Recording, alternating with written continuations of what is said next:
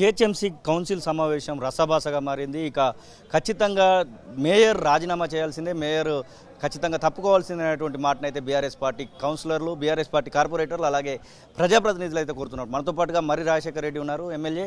Sir, ఏంటి అసలు జిహెచ్ఎంసీలో జరుగుతున్నటువంటి పరిణామాలు చూస్తూ ఉంటే రసభాసగా కనబడతా ఉన్నాయి.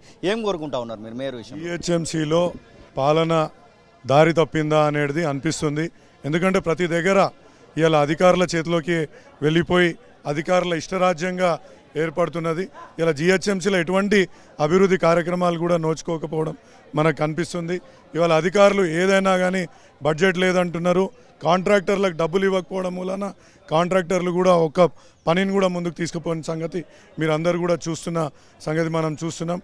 ఇది ఈ విధంగా ముందుకు పోతే మనకు రానున్న కాలంలో మన హైదరాబాద్ ఇంత పేరు ప్రఖ్యాతలు గాడించిన హైదరాబాద్ నగరాన్ని ప్రతి ఒక్కరు వచ్చి విమర్శించే స్థాయికి వెళ్తుందనేసి మేము అనుకుంటున్నాం.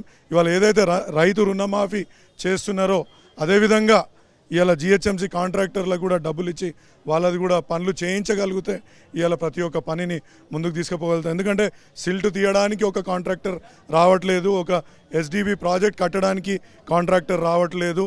ఇవాళ మాన్సూన్ డెవలప్మెంట్ కోసం మాన్సూన్ గురించి మనం మాట్లాడుకుందామని ఇక్కడ చెప్తున్నారు గొప్పగా, కానీ అక్కడ ఒక రూపాయి రిలీజ్ చేయకుండా కాలయాపన చేస్తూ ఇలా మళ్ళా ఒక్క వర్షం పడితే మునిగే ప్రాంతాలు మన భాగ్యనగరంలో అనేకం ఉన్నాయి. వీటిని అన్నిటిపైన దృష్టి సారించాలి, కానీ ఇలా రాజకీయం పైనే ఎక్కువ దృష్టి సారిస్తున్నారు అనేసి నేను చెప్తున్నాను. మేయర్ విషయంలో మీరు మాట్లాడుతూ ఉన్నారు, మేయర్ రాజీనామా చేయాల్సిందే, వాళ్ళ తండ్రి రాజీనామా చేసినట్టుగా అనేటువంటి మాట వినబడతా ఉంది. మీరేం చెప్తారు ఆ విషయం? ఇవాళ వాళ్ళ తండ్రి గారు ఒక ఆదర్శవంతంగా ఆయన ఒక నిర్ణయం తీసుకొని రాజ్యసభకు రాజీనామా చేయడం జరిగింది. అదే అలా కూతురే కాబట్టి ఆయననే ఆదర్శంగా తీసుకొని ఆమె కూడా రాజీనామా చేస్తే చాలా బాగుంటుంది, ఒక బెంచ్ మార్క్ ఎస్టాబ్లిష్ చేసినట్టు ఉంటుంది అని నేను భావిస్తున్నాను. జిహెచ్ఎంసీ ఎమ్మెల్యేలు బీఆర్ఎస్ నుంచి పార్టీ మారబోతున్నటువంటి వార్తలు వస్తూ ఉన్నాయి.